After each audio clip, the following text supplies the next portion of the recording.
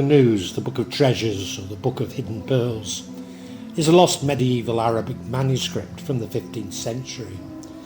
The manuscript is noted for its mention of the Zerzura oasis. However, the author and exact dating of the manuscript are unknown.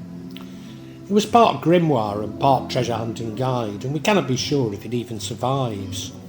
Despite this, copies in Arabic are available for import in Indonesia, but I have no idea if they're authentic.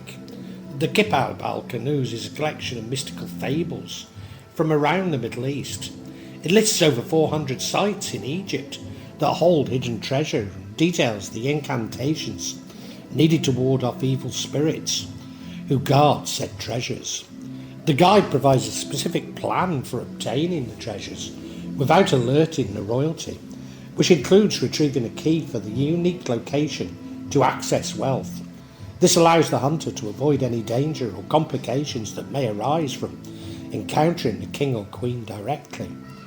Zerzura is purportedly described in a great detail as an architectural marvel of white stone, full of treasures with the sleeping king and queen, and above the main gate is a carving of a bird with a key in its mouth, a common motif in the Middle East for protection, with the key unlocking the city's treasures. Indeed, it is a city of great treasures, protected by black giants. Could this be a reference to the Black Taboo people, nomads in Chad and Libya, whose ancestors used to raid oases in the Sahara? A paradise and treacherous labyrinth, the Kitāb includes spells to ward off these giants and other protectors. It also chronicles the experiences, often tribulations, regularly fatal, of those who have sought Zerzura.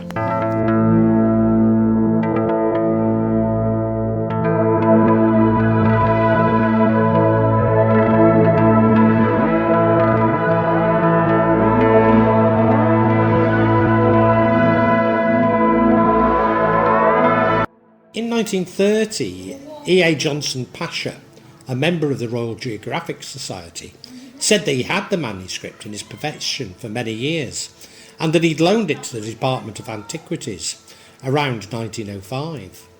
Laszlo Almasay of Hungary read the manuscript and became enchanted by the Zerzura tale. A supposed fragment of it, published in the Egyptian Gazette, an English newspaper published in Cairo, under the mistranslated name of Kitab al Kanuz, stated that, "Go to the Sphinx and measure its face, southeast 12 Maliki cubits, that is to say, each cubit and a half of the greatest cubit. Search there and you'll find 2 mastabas of stones and stones scattered around them. Dig between the 2 mastabas, about a man's height, and you'll find a plate, maybe a flagstone. Clear it with sand well, and raise and pass the door, which is the door to the Great Pyramid. Cross the threshold of the door, and beware of the wells on the right and left, which are closed wells. Pass straight on, and take no notice of the wells, and you will find in the breast front of the wall a great stone. Turning, open it and pass on, and you'll see many cells right and left, and before you face the great cell, with the great king of the former kings of Egypt, and kings with him and his son around him, wearing their kingly robes adorned with gold and silver, and you will see their treasure and emeralds and pearls and ornaments of gold and silver."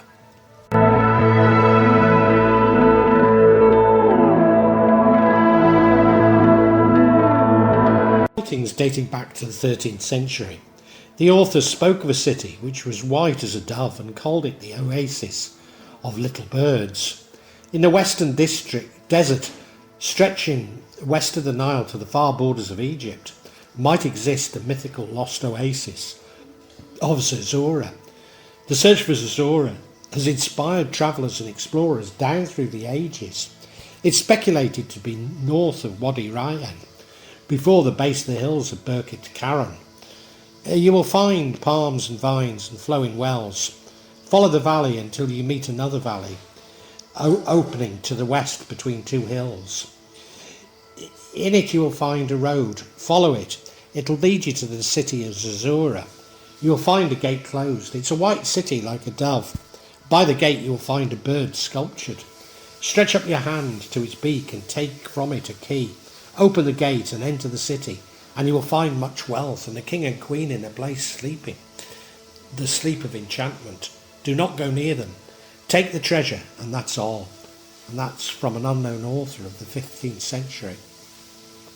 It's believed to have been a city of extreme wealth and opulence.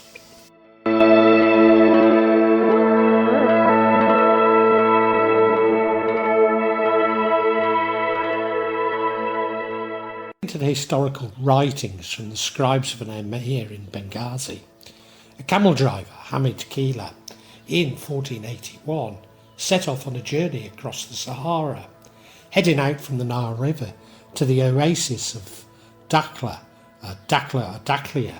and Kharija. He got caught up in a sandstorm, which killed his companions.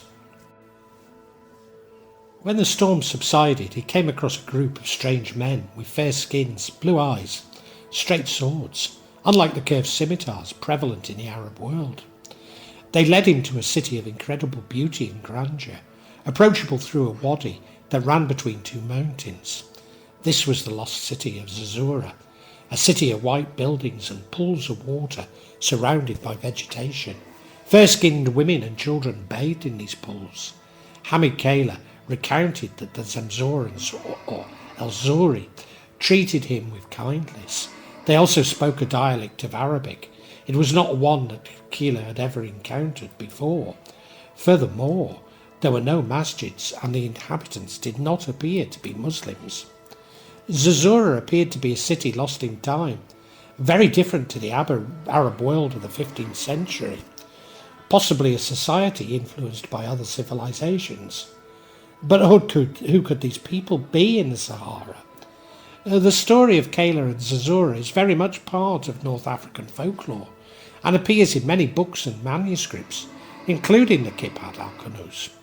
The camel driver told his story to the emir months after being in Zerzura, and the emir asked him how it came to be in Benghazi at present. Hamid grew uncomfortable with the questioning and told him that he'd escaped from Zerzura one night. The emir asked him why it was necessary to escape if the sorcery treated him with kindness, and the camel driver had trouble explaining. The emir suspected something strange and had Kila searched by his guards, who found a precious ruby set in a gold ring hidden on the man. The emir then asked how he got the ring, but Kila couldn't say. Figuring he'd stolen it from the Suri, the emir had Kila taken out to the desert to have his hands cut off.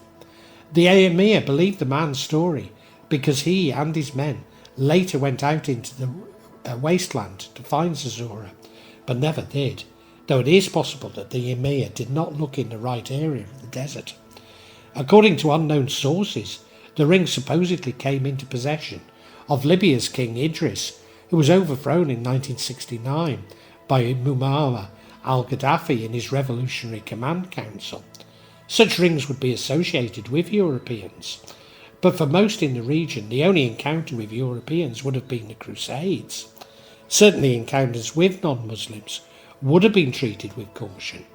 It's said that the ring had been studied by many experts who claim it to be of great value and speculated that it was crafted by Europeans in the 12th century, suggesting that the Zerzurans, who had it before Hamid Kila stole it, may have been the remnants of early European crusades who got lost in the Sahara on their way back or to Jerusalem and set up their own habitat in the desert. However, there oddly seems to be no information about the supposed ring made available by any other sources, nor is there any evidence of its existence.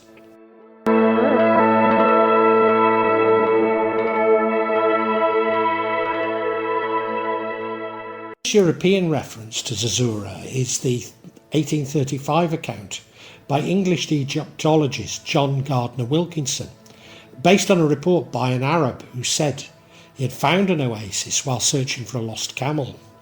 Placed 5 days west of the track connecting the oasis of Farafra and Baharia, the oasis called Wadi Zerzura abounded in palms with springs and some ruins of uncertain date.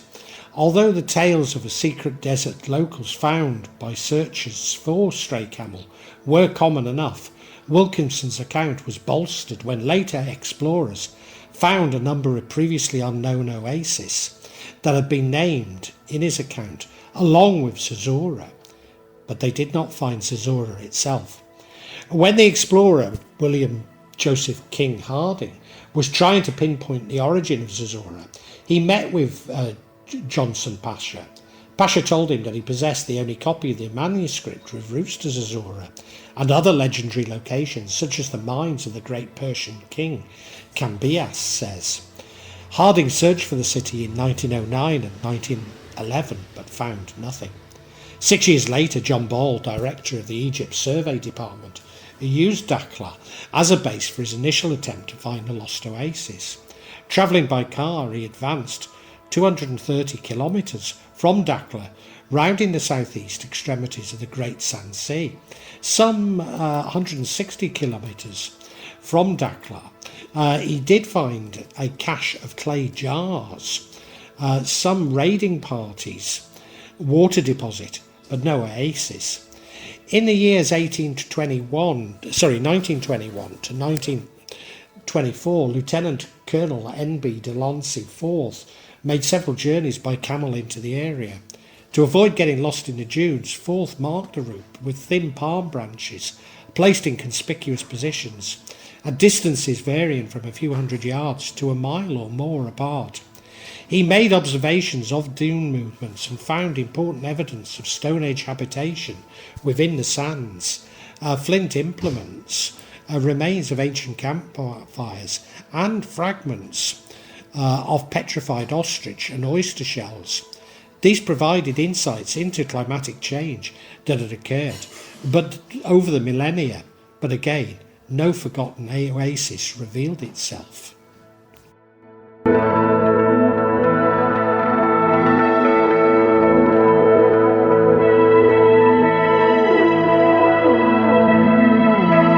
This breakthrough in Libyan desert exploration did not happen until 1923. It was the result of an extraordinary journey by an equally extraordinary man, Ahmed Mohammed Husseinian Bey.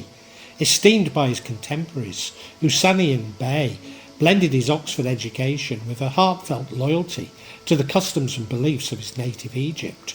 Travelling by camel with only a handful of companions, Husseinian Bey based his hopes for safe passage on his extensive friendships amongst the Sensory, a Sufi brotherhood whose main centre was Kufra, and on the tribal peace that he had induced in the region.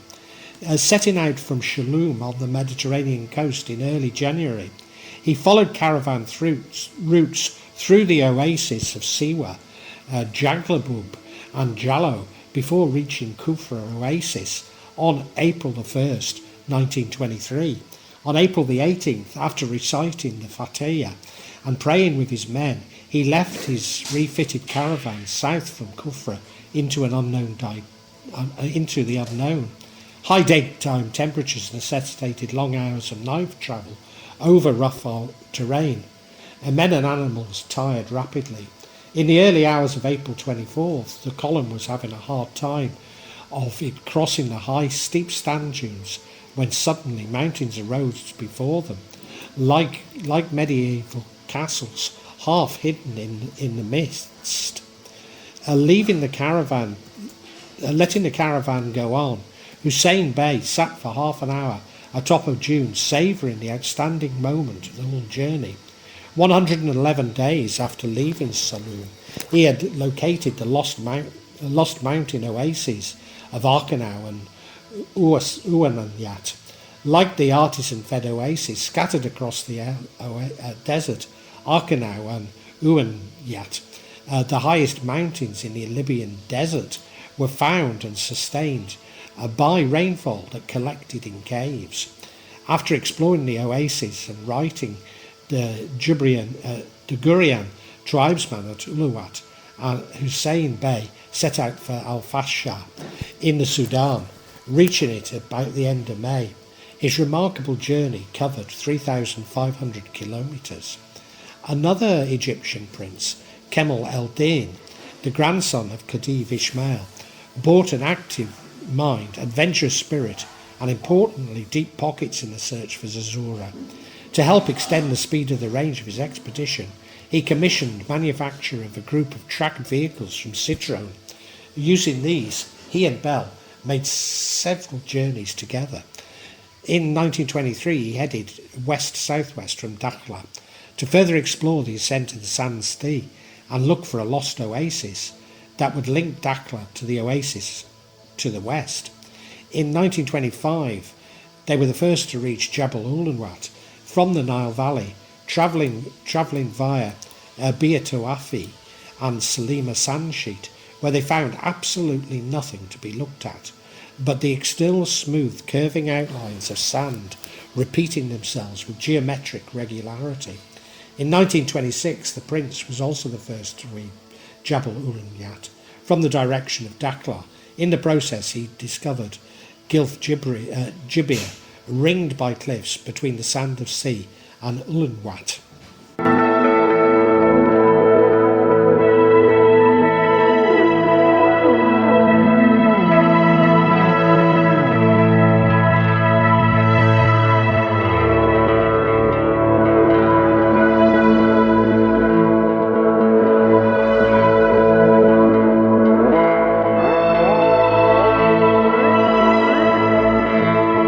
The Royal Geographical Society published a series of papers and expedition reports related to Zerzura.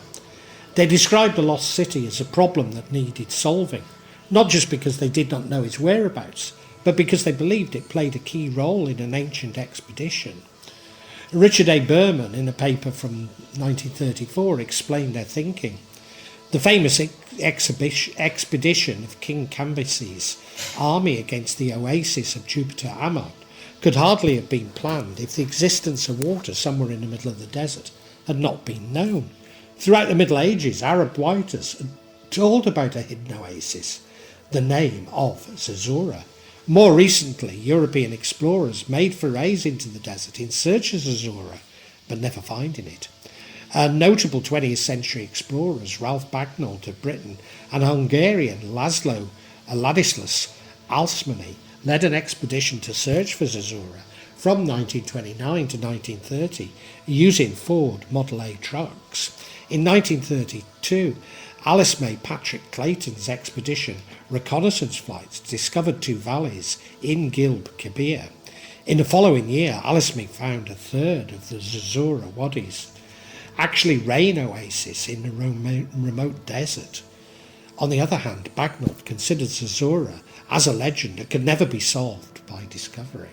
The participants of the Zerzura hunt created the Zerzura Club in a bar in Wadi Halfa upon their return in 1930. Many of the club's members remained friends, and several went on to serve as officers in the British Army during World War II. Many served in the long-range desert patrol during the North Africa campaign. Only Alsmany served Rommel's Africa Corps and assisted the Italians.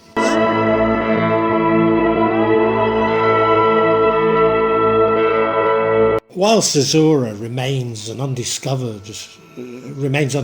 recent archaeological evidence has found seemingly sophisticated cities in previously uncharted areas of the Sahara.